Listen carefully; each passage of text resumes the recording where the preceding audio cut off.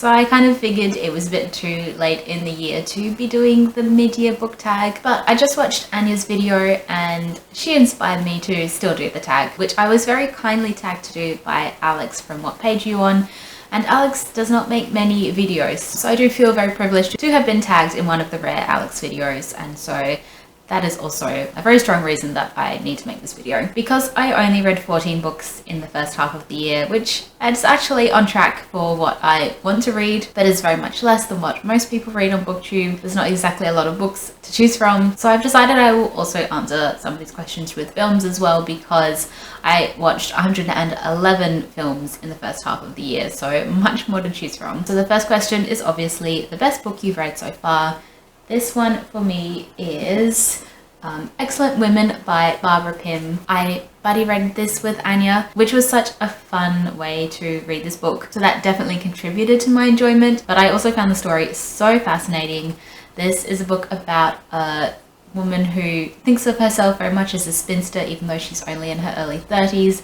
She's living in 1950s London, and it just kind of talks about the various men in her life and the way that men tend to treat single women who don't think are pretty enough to make wives, but they still enjoy the attention anyway. I definitely went on a bit of a rant in my review of this book, so I'll link that video if you want more information. Very much enjoyed the themes of this book as someone who is almost 30 and is very much a spinster. My favourite film that I've watched so far this year is You Hurt My Feelings, written and directed by Nicole Holofcener. I just adored every second of this film. It's one of those sort of cozy indie adult dramas that feel like high stakes to the characters themselves, but are definitely low stakes in the grand scheme of things. It stars Julia Louis-Dreyfus, who I just think is so funny. I really love her as an actor, and she's incredibly funny in this film and has some great relationships with various people. Her husband, played by Tobias Menzies, her sister, her mum. I just found it completely delightful the whole way through, and is very much looking to be my favourite film of the year, perhaps. I'll be very surprised if I love anything else that comes out for the rest of the year as much as that film. The next question is best sequel you've read so far. I always feel like this question is hard to answer when you read mostly sort of literary fiction and classics, because those don't tend to be series as much as other genres. But I did technically read a sequel, which is Goodbye to Berlin by Christopher Isherwood, because it is kind of a sequel to Mr. Norris Changes Trains by Christopher Isherwood, in that these are both books written about his experience living in Berlin in the 1930s, even though the protagonist's names change between these two books, in that Christopher Isherwood gives his sort of standing character a fictional name in Mr. Norris Changes Trains, whereas in Goodbye to Berlin he decides to use his own name. Mr. Norris Changes Trains is also a novel, and this is more a collection of stories. But I did really enjoy being able to read both of them at the same time, because I found the way Christopher Isherwood wrote about his experiences and about the era very immersive. I feel like you do really get a sense of what it was really like, from his perspective at least. In terms of films, the best sequel that I watched in the first half of the year was Indiana Jones and the Last Crusade. So I have watched the Indiana Jones films before, but my sister and I rewatched them because of the new film that came out, and I have to say I'm probably not the biggest Indiana Jones fan, in that I think they're fun movies, but I don't have any particular nostalgia for them. But The Last Crusade I absolutely loved, because it's so much more comedy heavy than the other films. I think Steven Spielberg, thinking that it was his last film in the series, was just going off with the comedy. There's one moment where Harrison Ford as Indiana Jones is like trying to rescue this book from like a bunch of Nazis who are doing some book burning, as they like to do, and he's got the book and then he bumps into Hitler, and there's this moment where he obviously thinks Hitler's gonna like chuck the book in the fire, but no, Hitler takes the book and it gets out a pen and signs his name in the book and gives it back to Harrison Ford, who's dressed as a Nazi, obviously in disguise. That moment just made me cackle so much. Out of all of the films, I think that is absolutely my favourite Indiana Jones film. Such a fun movie. Question number 3 is new release you haven't read yet but want to. For this, I picked The Bandit Queens by Perini Shirov. I have it on request from my library, and it's going to be available in October apparently. It's on the app for my library for the ebook version. So I was able to like preview some of the pages, and I got so into it. So when I realized that I wasn't actually able to borrow it for so long, I was kind of disappointed because I do really want to find out what happens next. It's about a group of women who all believe that this one woman killed her husband. The woman did not kill her husband, or at least as far as we're aware at the beginning of the book, but all the other women kind of secretly want to kill their own husbands and look to this woman to kind of show the way, I think.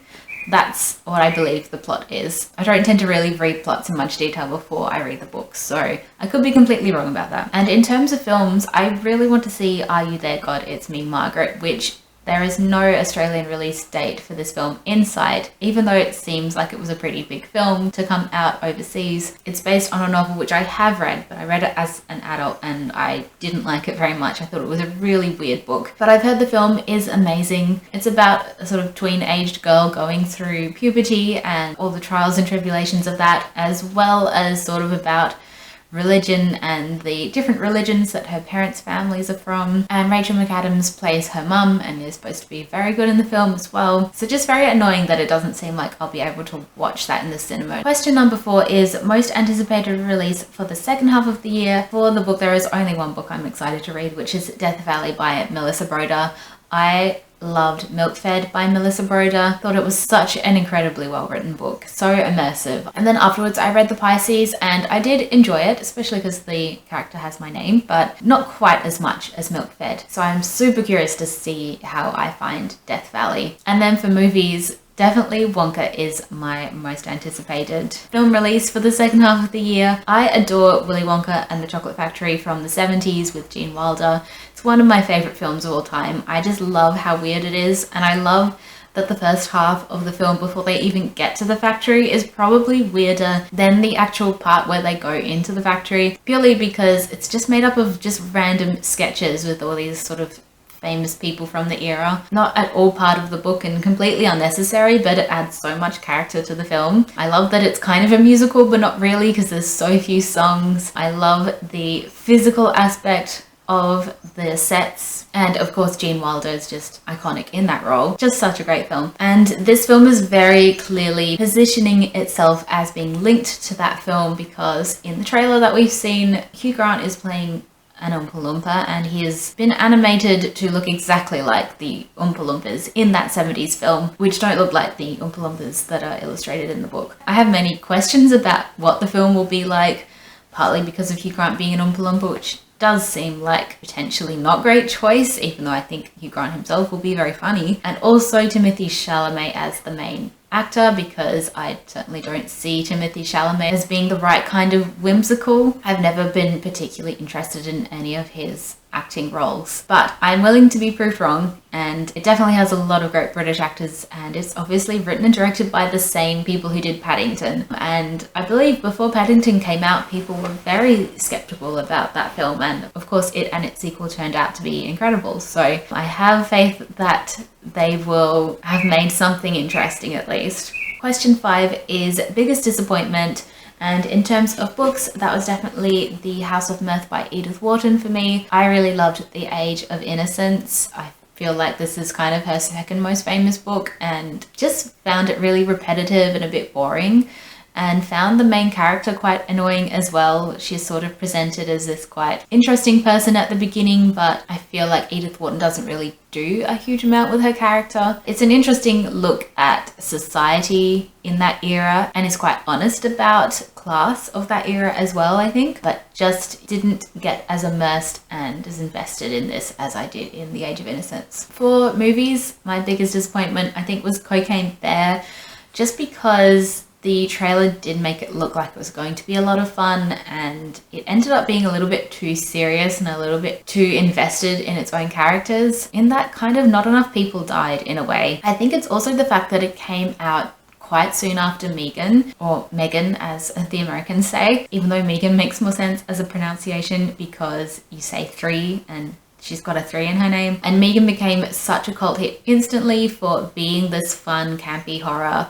And I think people were expecting a similar thing from Cocaine Bear, but it was just trying too hard to be that way, I think, and didn't really have as much fun with it as I was expecting, I think. Question 6 is Biggest Surprise, and the guest by Emma Cline was definitely my biggest surprise in terms of how much I enjoyed that book, because I haven't enjoyed Emma Cline's books quite that much. I think she's a really good writer, but I've never been quite as engaged in her other novel and her short story collection as I was with this book. I said in my review I read it in pretty much a whole day and had the best time reading it. I was just so absorbed and it was so easy to read, and I did find it quite interesting, this sort of look into this very wealthy world that this character finds herself sort of wandering around in. Just very enjoyable, very quick and fun, and would have been a great summer read if I'd read it in summer, but I did not. For film, definitely the biggest surprise for me was watching the film Book Club, which I did in anticipation of watching Book Club The Next Chapter, which came out this year.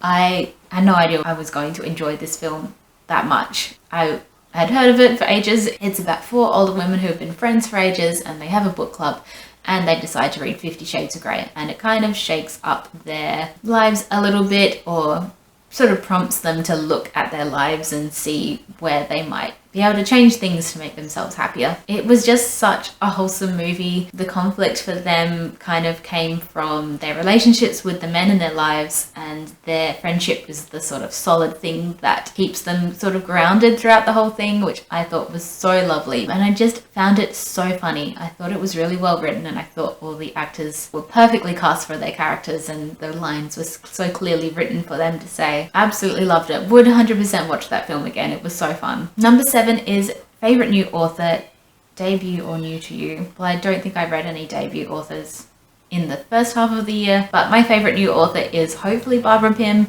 Obviously have to read more of her books to find out whether she's a new favorite author, but I do think I'm going to enjoy reading through her quite extensive works. And in terms of films, I picked a new director. She's not new as such in that I have watched a TV show written and directed by her before, or maybe not directed but written by her. She's called Nida Manzoor, and she directed Polite Society, wrote and directed that film, and really enjoyed the film. It's about these 2 British girls. They are from a Pakistani family. The youngest girl is really into martial arts, and so the whole film has a lot of these fight sequences where you're never quite sure whether they're real or imagined by the main character. Her older sister starts dating this man. The parents are both very happy about this relationship, but the younger sister is very suspicious of it. It was a really great film about sisters, but I do actually think her TV show We Are Lady Parts is much better than the film. I really loved that TV show. I thought it was impeccable the whole way through. That's about a group of British women in a punk band and how that contrasts with their relationship with their families and their religion. Such a good TV show. But I'm very excited to see what other films and TV shows Nida Manzoor creates, because she is really making such fun and bright and interesting films. Question 8 is newest fictional crush, which I don't have a book option for that because I don't have crushes on people in books. But in terms of films, that's much easier because there is a physical actor right there to have a crush on. And it's not really new because I love Nicholas Hoult. I think he's great. And he's really good at playing very unwell looking, weedy, polite British men. Well, in Warm Bodies, I don't think he was British, but he's in Renfield. He plays the titular character Renfield. He's British in that. And he's just so good at it. He's so good at looking ill and attractive at the same time. What can I say? That was a really fun film and he's really good in it. Number 9 is my newest favorite character, and that has to be Megan, because she's iconic. She's incredible. I love that half of that film is just a close-up on the doll or the robot that they created for this Megan robotic doll character. You know, she's barely emoting because she's a robotic doll, and yet every close-up of her is the funniest thing in that film. The way they edited it together was very well done, and I'm pretty sure they're making a sequel and I will be there to watch it. It will be fun. Number 10 is a book that made you cry. Well, I haven't cried at any book in many years, but films I cry at very easily. I'm clearly much more of a visual person when it comes to my emotions. So I cried at the film Red, White and Brass, which is a New Zealand film that I watched recently. It's about the Rugby World Cup in 2011, I think it was, and the Tongan rugby team were playing, and so a group of Tongan people in New Zealand created a marching band so that they could be the opening for the game, only they'd never been in a marching band before. I talked about this in my review, that the end of the film, like you obviously know because it's a true story, that they end up succeeding at being a marching band at the rugby game, and just the expression of culture that they were able to bring to that and display in the film was so touching that I just bawled my eyes out. I thought it was amazing. Number 12 is the most beautiful book you've bought so far this year or received. I can't actually remember whether I bought these books this year or whether it was last year, because it was just part of one of my many op shopping trips and those all blur together. I could tell you the op shop that I did buy them in. It was an Anglicare in Belmont, but I couldn't tell you whether it was this year. So we're just going to say it is because I read them this year. But I love these editions of these Penguin classics with these very weird paintings on them, but they suit the story so well, I think. And I love that they're old and well loved. Part of reading classics for me is being able to time travel to not just the time that the book is set necessarily, but the time that it was written, because it's more than just historical fiction. It's the fact that this was written a long time ago, and so you're getting the perspective of someone who lived in a different era.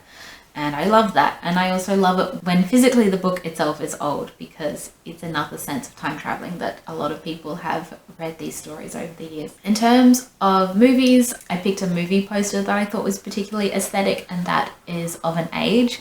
I just think that movie poster really captures the feel and the tone of the film, and it feels very Australian to me as well, which I really love because obviously it's an Australian film. The last question is, what books do you need to read by the end of the year? I've gone with Yellowface by Rebecca Kuang because that is the biggest book of the year. As far as I can tell, it is certainly displayed quite prominently in all the bookshops, and that's another one that I have on request from the library, and it's going to take me a few months to get that book. I also want to read The Happy Couple by Nisha Dolan because I didn't realize that she had a new book out until I saw Alex talk about it, and I quite enjoyed her first book. Not as much as I was hoping to, but I thought it was really well written, so I'm quite curious to read that one.